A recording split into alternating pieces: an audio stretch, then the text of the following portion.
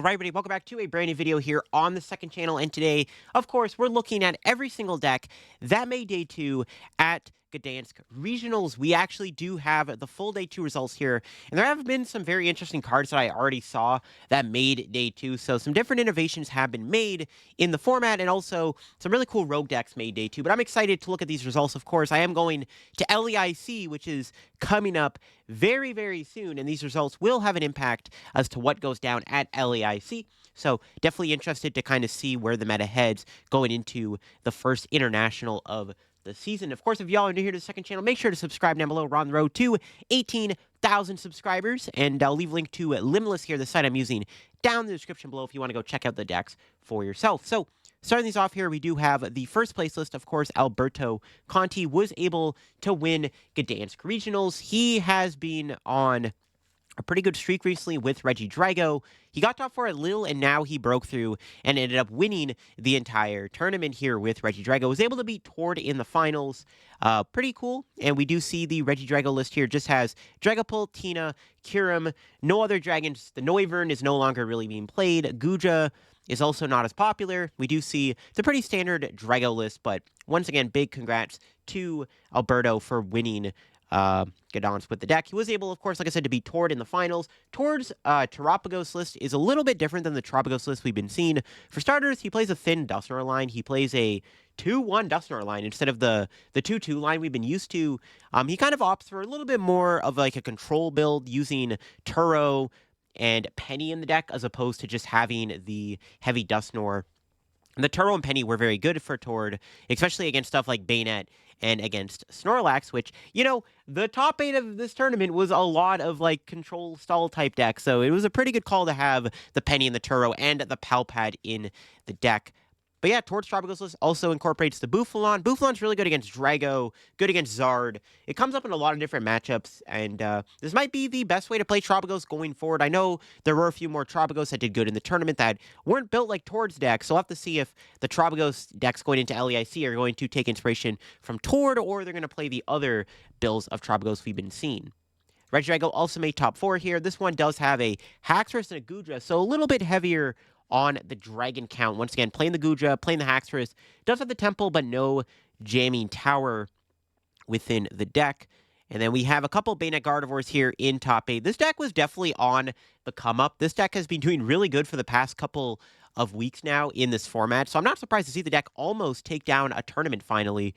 Taking down a big regional 2 in top 8 is definitely really impressive. Bayonet Gardevoir is a very strong control item lock deck that can be very tough to play against and also tough to play, but if played correctly, it is a very strong deck. We see both Magnus and Mateus making top 8. I will say Mateus literally has been like playing this deck non-stop throughout like online tournaments and at the regionals, so I'm not surprised to see Mateus have a really good run. I mean, if you watch Mateus' stream games, like, he knew what he was doing. Bro was cooking. Like, he played very fast, especially with a deck that can be a little bit slower to play.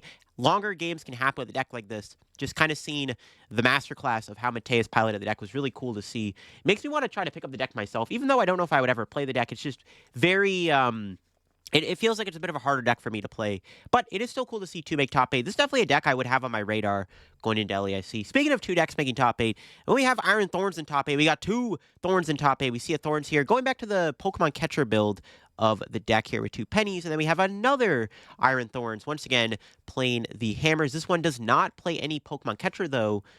Does have some other shenanigans like Giovanni's Charisma in the deck, the 2 pennies and stuff, the 1 enhanced hammer. But yeah, no Pokemon Catcher. Thorns was probably a decent call for this tournament. Lugia is still one of the most popular decks in the format. Honestly, post Gdansk, I wouldn't be surprised if Lugia continues to see a lot of play. It's like still in a good spot. So if you're somebody who's been high on Thorns for a while, it's not the worst deck to bring to LEIC, especially with Reggie Drago winning. This might only increase Lugia's popularity, in my opinion. Then we have a Snorlax in top 8. The Snorlax stall deck does play the Rodon build, so we're not seeing the Sander build get top 8. We see the Rodon build does have a Regieleki in the deck with 2 Miss Energy. Regieleki is really good in Mirror, and it can help in other matchups too, and it just gives you infinite resources, obviously. And then outside the top 8 at 9th place, there was a Gardevoir. This one was the Henry Chow Turbo Guardy build here with the Secret Box. Doesn't have the research in the deck, though, which is like the big card missing, but is still playing the Secret Box on the list, trying to be fast with the Gardevoir, get that thing out before your board kind of gets crippled by Dragapult spam, and was able to get 9th place. We have a Lost Box deck here also in top 16. I think Lost Box is still a good deck. It just really sucks that you take like an immediate auto loss to Regidrago. But other than that, I think Lost Box is a pretty solid play right now. I mean, I would lie to you if I was saying that I was not considering playing the deck to LEIC myself. I don't know the best way to play it. There are a few interesting Lost Zone decks that did make day 2 at this tournament I've seen on Twitter already. We're going to look at those very soon. But this Lost Zone deck, the highest placing one was playing the Iron Thorns the deck. Kind of going back to the NEIC build of the deck. Iron Thorns is really cool right now against Lugia, and it's good against Drago a little bit. But yeah, Thorns can just be a very strong card to have in the deck, and it was in the highest placing build. There was another Trobagos deck here in top 16 played by Caleb Rogerson, obviously from the U.S. We saw a few DDG members go over to Gdansk and played Terapagos. They were playing Lost Box to Louisville, but now they're on Trobagos. They were obviously playing a different build than Tord, no Bouffalant, playing a heavier count of the Dusknoir in the deck. No Turo or Penny or anything like that. Just more of a turbo, like not a turbo, more aggressive Trobagos list, I guess is the best way to describe it. There's an interesting Palkia Noctowl deck here in top 16, played by Oscar. Now, Oscar is known to play really cool rogue decks. He posts a lot on Twitter, and he played this really interesting line of Volbeat and Illumise. So they both have the attack Quick Sign. If you go first, you can use the attack during your first turn, search check for 2 base Pokemon, put them on your bench. So it can help set your board up. But then you also have the Illumise here with Slowing Perfume. You can only use attack if you go second and only during your first turn. Shuffle one of your opponent's bench Pokemon, all cards attached with back in their deck. So just a really cool way to like slow your opponent down. But also in like weird scenarios, you can even attack with the coordinated strike attack that can do 80 damage if you have an Illumise on your bench. So it is a weird combo to play, but both Volbeat and Illumise can have some interesting synergy with Palkia. Very cool inclusion. I'm not sure how optimal these are, but it is really cool to see these 2 cards get a Limitless page. I'm pretty sure this might be the first time they do get a Limitless page. I think we actually have a first time for a few cards that are going to get Limitless pages in today's video, which I'm excited to break those down. We got Drago, piloted by James Cox, who's not able to back-to-back dubs, but still got top 16 with the Regidrago deck. Yeah, I wouldn't be surprised if it's what he played to, yeah, same 60 from Lil with the Noctowl and stuff. Another Guardy here in top 16. Once again, playing the Secret Box. Not playing the Research, though. It does have the Double Monkey, the Flutter, and the Klefki. So kind of going back to the more like slower approach, but does have the Secret Box in there for the A-Spec card. So it's not as turbo. Then we have another Lost Box here in top 16, played by Brendan Kammerman, who has played Lost Box before. And we do see the build here. Does play the Blood Moon Hands. Has Fezandipity, so no other like attackers, just has the Fez. The one big inclusion, though, is the Silene in the deck. Now, this is something we've seen in online tournaments, but Silene's a really cool inclusion. I mean, you flip heads on Silene, it can turn into a 5th Mirage Gate, a 2nd Prime Catcher, a 2nd Sableye. It can turn into, like, another Colress, like, for next turn anyways. There's a lot of really cool things you can do with Silene. You can play around Iono by using Silene to put something on top of the deck. It's a really cool inclusion, like I said, and it's something that I've been experimenting with. So the idea is, like, in this format, the way the meta is right now, you don't really need Roxanne anymore. Really, this format is all about trying to go 2-2-2. Roxanne does not let you go 2-2-2 as easily as just playing Colress and Boss, and having Silene gives you that 2-2-2 mobility a little bit easier. So it's a really cool inclusion in the tournament here.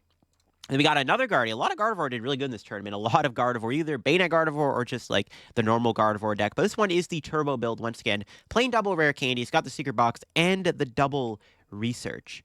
And then we have, outside of the top 8, our first Charizard. Charizard, a lot of people are, you know, saying the deck is really good right now, but we are seeing it kind of have these, like, outside of the top 8 results. I know one to get top 8 at Louisville, but Charizard has been kind of, like, wavering right now. It's still not a bad deck. It just Drago is a really bad matchup, and it, you know, might be the best deck going into LEIC, so we'll have to see where Charizard continues its run going forward. We do have Alessandro Kermascoli, iCaterpie, playing the Mimikyu Cornerstone attacking stall deck here to a decent top 32 finish. I mean, we all know Alessandro is an innovator in the stall decks, and we see him playing this really cool deck here. Does have the Diancie in the deck to help against Lugia, has Minior, good into Snorlax, and then obviously just you can use Mimikyu and Cornerstone as your main attackers. You have healing options with 3 Penny in the deck. Got the Eerie, the Crispin to accelerate to a Mimikyu in 1 turn. Some really innovative cards in this attacking stall deck. Really cool stuff. Of course, we got to have a couple Goldengos in top 32. Happy to see that. This Goldengo does have a few different cards than what we've been seeing. Double Stop does have Morty's Conviction as opposed to 2 Iono, and also plays Silene. Silene's not a bad card to play in the deck. It does give you the ability to get your resources back. You can also use Infinite Silene with Palpad if possible. And it just gives you more like outs to like using stuff, because sometimes you lose retrievals or whatever, and it lets you like double clone or whatever in a game. Like really cool plays can be made. A Gouging Fire also made top 32. Not surprised to see this. I mean, this deck has been getting a little bit more popular since its top 16 run at Lille, and one did get top 32. Pretty similar concept, does have the Monkey Dory, the Flutter, the Delphox, and stuff. And then there was another Goldengo in top 32. This one does play Klefki. I think Klefki is really good in Goldengo right now, just because it allows you to slow the opponent down and lets you set up. Like against Raging Bolt, sometimes just putting Klefki in the active gives you enough time to initiate that 2/2/2 race. And then from there, you're just kind of cruising. It's also really good against decks using, Ogre Pawn, obviously, like Regidrago and stuff like that. Just in general, just slowing the opponent down is really good. A couple Snorlaxes here. We do have one with Rotom, plays the Sandshrew, really good in Mirror. And then we have another Snorlax here, once again, playing at the double Rotom and stuff. And then we have another Gouging Fire. So actually 2 in top 32 is quite impressive. This deck actually might be legit, considering there were 2 within the top 32 of this tournament. This one does have Secret Box as the spec. Once again, playing the Flutter Mane, Monkey, Delphox, and stuff like that. Another Gardevoir here, played by Stefan Ivanov, was playing the Turbo approach with the Double Candy, Double Research, Secret Box build. Another Regidrago here, played by Kaiwin, who, once again, same 60, James Cox. Let's see here. Bro, I thought I was seeing things. There's another Gouging Fire. Luke Kirkham actually running it back with Gouging Fire once again to another top finish here with the deck. Top 32 with the deck, playing not the same 60, but very similar 60 from what we've seen. Even though it's not the same 60, it's very close to what he played. That's crazy. 3 Gouging Fire in top 32 is kind of nuts. I was not expecting that. Like I thought I had to do a double take for a sec. I'm like, wait, did I click too far ahead or something? Really cool stuff. Gouging Fire looking pretty legit. We do have Brantonison, once again, playing Drago, same 60 as Kaiwin and James. Let's see here. Another Snorlax. This one not playing the Rotom. So we see the Rotom-less Snorlax here do decent in the tournament. Playing the box order to set you up, playing like a gajillion supporter cards. Yeah, cool. Just simple stuff. The nice thing about this deck is if you can stick the... make your opponent take 6 prizes. A lot of the time you can win the game by just stalling them out, because sometimes it's really hard for them to take 6 prizes when they have to manually take 1 prize at a time, as long as you don't put Ogre Pawn down, obviously. Another Regidrago here does play the Haxorus in the deck. We got Bert Walters playing the Terapagos Dusknoir deck here to a top 32. Does have the double Bouffalant on the deck, but does play the heavier count of Dusknoir and no Penny or Turo like we saw Tord on. Another Lost Box deck here with Groudon. See, there's a couple interesting Lost Zone decks here that did well in the tournament. This one also plays a Silene in the deck. So we might start seeing Lost Box incorporate Silene going forward now. This one does play 4 Pokestop. The Groudon is really cool. I like Groudon. I've played this deck before. It was popular during the Charizard meta because it got top 16 at Orlando this year. But the Groudon is really nice. It gives you a 1-prize attacker that is 240 damage, and it can also one-shot Iron Hands, which is nice. So it can be good in the mirror. It can be really good against Miraidon if you play against it. And it also one-shots Blood Moon Ursaluna, which is also really, really good. So it's got a lot of really good utilities within Lost Box, if you can pull it off. Next up, we got another Gardevoir here, playing the double Research, double Candy stuff, as we've seen before. And then we got a Miraidon. So Miraidon did do decent in this tournament. Not surprised. Miraidon's not bad. There's a lot of Gardevoir in this tournament, which was probably really good for Miraidon here. Nothing too crazy. We do see the Area Zero. The Mewtwo does have a Raichu in the deck. That's just the one big thing, is there's a Raichu in here. Then we got another Charizard playing the Unfair Stamp. Just pretty simple Charizard 60 here. We got another Palkia Noctowl playing the Volbeat and the Illumise. So this deck apparently could be legit. There's 2 of them. I'm pretty sure it's the same 60, obviously. Yeah, same 60. There's 3 of them in day 2. Look at that. So that Volbeat Illumise package is kind of sick, not going to lie. Then we got a couple more Tropicos here. Playing the Boufflant. Has Penny. Does have a Defiance Band in the deck, too. And a Kieran. So that's interesting. Then we got another Tropicos list here. Playing the Vitality Band. Does have the Dusknoirs in the heavy quantity. 3/2 line of Dusknoir. Another Drago. Yeah, nothing too crazy in that. Does have the Noctowl, obviously. We got our first Pidgeot control deck, so I'm surprised to see Pidgeot control not do as well as like the other control decks, but Pidgeot control is still decent. We do see this build does play the Sparkling Crystal as the A-spec, so you can do some cool plays with the Ogre Pawn. Does give you some, well, both Ogre Pawns, right? And then it does have the normal control stuff you usually see in the deck. We got our highest placing Dragapult deck here in top 64. Dragapult, I'm not surprised to see it kind of fall down a bit. Regidrago being popular. Even Gardevoir isn't the greatest matchup. Even with the Dusknoir, Gardevoir can still be tricky. So I'm not surprised to see Dragapult kind of fall down a little bit in the rankings. But Dragapult is still not a bad deck even though it didn't do as well this time around. There's a Shenpao in top 64 with an interesting innovation of a 1/1 Greninja EX. So one of the downsides about playing Shenpao is you kind of run into a problem where like they can target down your Bibarel, they can target down your Excalibur, and they can really make it difficult for you to play the game, especially in a format with Dusknoir where they can like Dusknoir your Bibarel and stuff and Iono you in the same turn. But when you have Greninja, you put on a little bit more pressure and force your opponent to have to make more decisions, and it also gives you a decent attacker when your opponent is taking out your engine, which is really smart. So cool stuff. Another Quad Thorns. It's got the catchers in there and the hammers. We got our highest placing Lugia. I just realized, yeah, the highest placing Lugia was top 64. Is this doom or gloom for Lugia? I don't know. I think it mainly just came down to the amount of like random stuff that was doing good, like the amount of Quad Thorns and stuff like that. You know, people playing Temple of Sinnoh. Lugia is probably a little bit more respected going in this tournament. It's still, you know, not a bad deck. It just underperformed in this tournament, which was kind of crazy. The highest placing one looks like just had the double Cinccino. Was playing a Flutter Mane in the deck, which might have helped against the Quad Thorns. Then we got another Trobagos here. Playing the Dusknoir, no Bouffalant or anything like that. Another Quad Thorns here. Got the hammers and catchers in there. A couple more Lugias to look at. We got Ethan Wilds. Rated back, same list as his top 8 run. And then we got another Lugia here. Once again, does play the Wellspring Ogerpon and the 1/1 Cinccino. Does have a Carmine in there too, I saw. Another Drago. Playing the Noivern and the Temple of Sinnoh, which would help. Actually, not a bad call for this tournament, considering how much Trobagos there was. We got another Zard here. Does play an interesting reversal Luxray package. So Luxray is kind of cool. Lets you take out opposing Pidgeots and stuff. So kind of cool. And good against Lugia, obviously. So cool stuff, cool stuff. Another Regidrago. Pretty simple stuff there. Let's see. We got a Palkia Dusknoir deck here playing the Greninja. So I suppose Palkia deck also kind of under... Well, there was Palkia Noctowl, but the like turbo Palkia Dusknoir deck, the highest placing one, was in top 64. So kind of fell down the rankings a little bit after this tournament. Another Zard playing the Unfair Stamp. Does have a Jamming Tower in the deck there for the tech card. Another Trobagos Dusknoir. Yep, no Bouffalant in that build or anything like that. And the highest placing Raging Bolt. I'm not surprised to see Raging Bolt also kind of underperform this tournament. It's a deck that will always be the most played deck. And honestly, going into LAIC, I think we're going to see a lot of Raging Bolt, considering Regidrago has won back-to-back regionals. So good chance Raging Bolt is going to be even more popular, even though the deck keeps underperforming. It's funny how it just won a regional, and yet its highest placement in Gdansk is top 64. But it is Raging Bolt. It's a very linear deck, and sometimes you just get those Raging Bolt games. But Raging Bolt will probably be really popular at LAIC just because of how popular Drago is right now. Let's see here. We got another Turbo Guardy with the double candy secret box. Another Pidgey control here. This one does also play the Sparkling Crystal in the deck. Another Raging Bolt. Slither Wing Quad Charm. Got the Judge in there. Another Dragon Bolt Dusknoir here. Got the Rain Alakazam and stuff. No Pidgey build. And we got another Lost Box deck. Playing the Thorns and the Hands. Also, yeah, the Thorns in there. Cool stuff. So who knows? Thorns Lost Box could be good. And we got another Snorlax here. This one does play the Rotom. Does incorporate the Shiyu in the deck. Try to get those mills off there, it looks like, in some situations. Another Charizard playing the Unfair Stamp. So we've seen Unfair Stamp be the most popular ace-spec in Zard so far. Another Raging Bolt. Got the Triple Charms in there. Yeah, just normal Raging Bolt stuff. Another Quad Thorns. Another Raging Bolt. It's got the Double Charm. Playing a Cancer Clone is interesting to help against the Mimikyu and stuff. If it doesn't get sniped by your sisters, it's not bad. And then we got our third Palkia Terapagos Noctowl deck playing the Volbeat and Illumise package within the deck. Then we got another Bayonet Gardevoir here doing pretty good in the tournament. It's got the Prime Catcher, the Gravity Stone combo, stuff like that.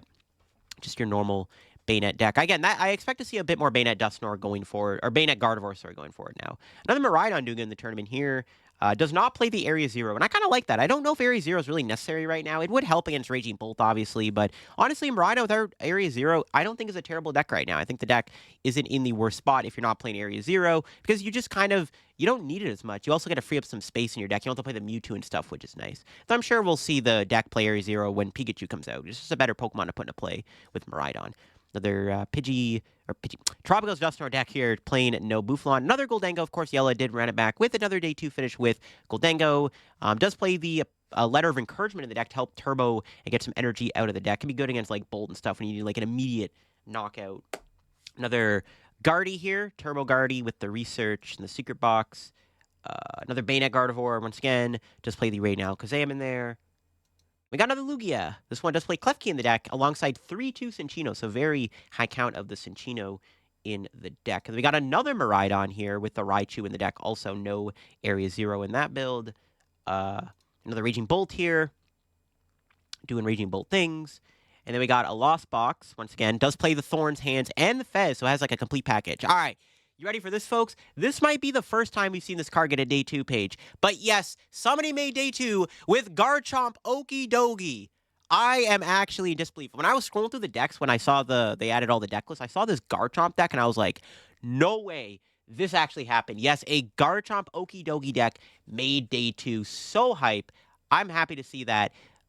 Yeah, that's just awesome. Is this deck, like, legit? I don't know. There's a lot of cool things going on. It's really good against Tropicos, which there was a lot of Tropicos this tournament, and this deck, you know, having the Okidogi is really good. Okidogi being a very beefy attacker is also good. Yeah, really cool. I'm happy to see this awesome Garchomp deck make Day 2. That's really awesome to see. Another Raging Bolt. Let's play a Minior, so really trying to beat Snorlax with that. Then we got another Tropicos. Dusknoir here does have the double Boufflant and the Penny and the Turo. It was Nico's. Same 60, like basically same 60 as like what Tor was on. Another Lugia here. Got the triple Cinccino in the deck. Got another interesting deck here. Now, this is another one, yeah. The Dragapult Iron Thorns. This was actually on stream. It did unfortunately lose to Gardevoir. But Dragapult Thorns is a very interesting control deck, if you want to even call it that. Basically, that he is, you stall with Thorns for a bit, slow the opponent down, gives you a fighting chance against Lugia, because obviously they can't do anything against the Thorns. You have the Farigiraf, which basically gives you a free win against Raging Bolt, because they don't have a way to deal with Farigiraf. And you also have Dragapult, which can be a really annoying and aggressive attacker. It's a very interesting archetype. I don't know how good it actually is. It seems like a very weird pile. But it is a deck that can answer a lot of decks right now in the format and can check a lot of different situations. So I'm definitely interested to see if this deck can actually see play going forward within the future of our format. It is a very cool deck that I think definitely is one that you could take a look at. If, I don't know, it feels like there's a lot going on, but even though there's a lot going on, there is a lot of cool things you can do with it, which is nice. It is, interestingly enough, it's not indicated as Dragapult Thorns on Limitless. Another Lugia playing the double Cinccino's got the Wellspring in there. We got another attacking Ogerpon deck. It was the same 60 as what we saw Alessandro play. Another Raging Bolt here with the Quad Charm. Another Tropicos Dusknoir. Does play the Boufflant, Penny. No, and the Turo. So kind of similar to what we saw what Tord was on. Let's see. We got another Raging Bolt. Got the Quad Charm. Maybe we pretty much are going to see like the normal Raging Bolt 60s going forward. Another Regidrago's got the Noctowl in there. We got a couple of Thorns here. Or not. Yeah, see, okay, I keep getting baited, bro. Okay, we got another Dragapult Thorns here in Day 2. Wasn't the same 60 as what we saw the other one play, but there's a couple there, so that's cool to see. Another Raging Bolt. Another Quad Thorns. Okay, this one is Quad Thorns this time. Does have Hammer and Catcher. And then we got another Raging Bolt, so we're kind of in an endless loop here of Raging Bolt and Iron Thorns decks. All right, what do we got now? Okay, we got another Quad Thorns. What's below it? Another Quad Thorns. Okay, no other Dragapult Thorns. I don't know how many more made Day 2, but it's cool to see. Got a Lugia with the double Cinccino in there. We got another Dragapult Dusknoir. Haven't seen Dragapult Pidgeot yet, which is actually quite interesting. Another Shempao made Day 2. This one, more like the basic build. Does have a Blood Moon Ursaluna in the deck, though, which is an interesting inclusion. Interesting inclusion for sure. We got a couple more Lugias here. Lugia with the 1/1 Cinccino. We got another Lugia. This one's got the Klefki in the deck. And then we got another Lugia here with the Raikou. Look at the Rahul ready build. Yeah, it literally same 6 as what Rahul's been playing. Then we got another Snorlax here without the Mimikyu, the Rotom in the deck, but does play the Regieleki. Only 2-box orders, too. And also plays Primacy Ace-Specs. That's interesting. Then we got another Tropicos Dusknoir, played by Philip Scholes. Shout out the Scholes brothers, obviously. And then, let's see, we got Raging Bolt, once again. Another Palkia Dusknoir. Yeah, Palkia Dusknoir not having a great Day 2 conversion. Interesting. And another Tropicos here, played by Gabe Smart. Same 60 Caleb. And then, once again, another Raging Bolt with the 3 charms and stuff. And then finally, we got another Lost Box deck here. Does play the Roy Moon in the deck. I like Roy Moon. See, this is a nice deck. I like Lost Box with Moon. This is definitely a deck I would consider playing to a future tournament. If I was going to LEIC, I would have this on my radar. Even like I did win a League Cup with it and stuff, so like I am familiar with the deck and I do like it. I'm not sure how good Moon is right now post Gdansk. I don't know.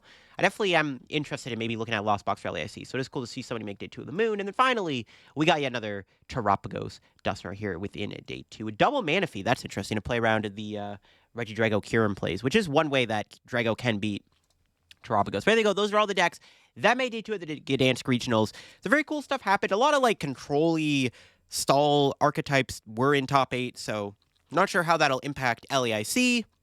I think out of all that, Bayonet is going to see the deck that's going to see more play going forward now into LEIC. Some interesting Lost Zone decks made day 2 with Silene. Garchomp made day 2. Some interesting Volbeat Illumi shenanigans. A lot of really interesting things caught me off guard that did get day 2 this weekend. But some cool stuff nonetheless. Europe is always cooking. And we'll be interested to see how these results will impact LEIC, which is coming up in just a few short weeks. That'll be for me here. Hope you enjoyed the video. If you did, leave a like. And again, if you're new to the channel, subscribe down below. Help me on the road to reaching 18K subs here and all that good stuff. Once again, I'll leave a link to Limitless if you want to go check out any of the tournaments for yourself, any of the decks for yourself. You want to build any of them in practice or whatever. Test play on TCG Live. Yeah, I'll catch y'all later. And I got some Search and Sparks content coming out very soon here on the second channel. So get excited for that. And I'll see y'all later. Bye-bye.